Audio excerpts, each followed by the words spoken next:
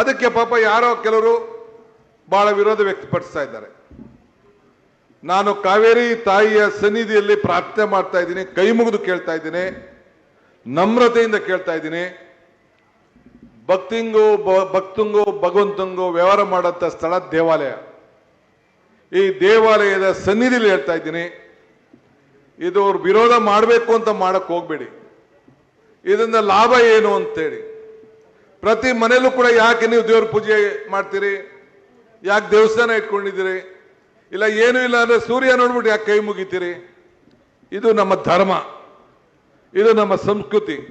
ಜೊತೆಗೆ ಕಾವೇರಿ ಆರತಿ ಮಾಡಬೇಕು ಅಂತ ಅಲ್ಲೆಲ್ಲ ಕೆಳಗಡೆ ಅರ್ಧ ಕಿಲೋಮೀಟರ್ ದೂರದಲ್ಲಿ ದೇವರಿಗೆ ಪೂಜೆ ಮಾಡಕ್ಕೆ, ಪ್ರಾರ್ಥನೆ ಮಾಡಕ್ಕೆ ನನಗೊಂದು ನಂಬಿಕೆ, ನಮ್ಮ ಸರ್ಕಾರಕ್ಕೆ ಪ್ರಯತ್ನ ವಿಫಲ ಆಗ್ಬೋದು, ಪ್ರಾರ್ಥನೆ ವಿಫಲ ಆಗ್ಲಿಕ್ಕೆ ಸಾಧ್ಯ ಇಲ್ಲ ಅಂತ ಹೇಳಿ ಇವತ್ತು ಪ್ರಾರ್ಥನೆ ಮಾಡಿದ್ದೇವೆ, ದೇವರಿಗೆ ಪೂಜೆ ಮಾಡಿದ್ದೇವೆ. ಇದಕ್ಕೆ ಯಾರಿಗಾರು ಅರ್ಜಿ ಬೇಕಾಗ್ಬೇಕಾ, ಪರ್ಮಿಷನ್ ಬೇಕಾ?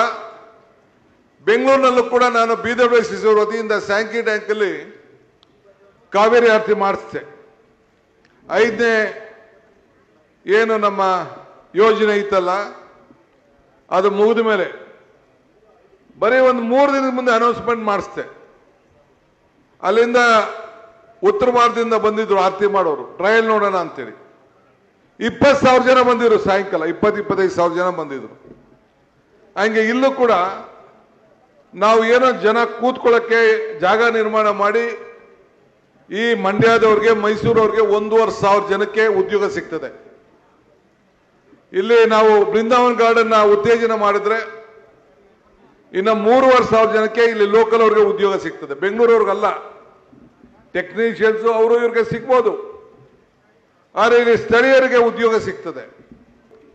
ಒಳ್ಳೆ ಫೌಂಟೇನ್ಗಳನ್ನು ಹಾಕಿ ದೇಶ ವಿದೇಶಗಳಿಂದ ಎಲ್ಲ ಕೂಡ ಇವತ್ತು ಫ್ಲವರ್ಗಳನ್ನು ತಂದು ಇಲ್ಲಿ ಗಾರ್ಡನ್ ಅನ್ನು ಮಾಡಿ ನಮ್ಮ ಜನರಿಗೆ ಇನ್ನ ಆಕರ್ಷಣೀಯ ಆಗಂತ ಪ್ರವಾಸಿಕೆಯನ್ನ ಮಾಡಬೇಕು ಅಂತೇಳಿ ಸಂಕಲ್ಪ ಮಾಡಿ ಖಾಸಗಿಯವರು ಬಂಡವಾಳ ಹಾಕಲಿ ಅಂತೇಳಿ ನಾವು ಆಹ್ವಾನವನ್ನು ಮಾಡಿದ್ದೇವೆ.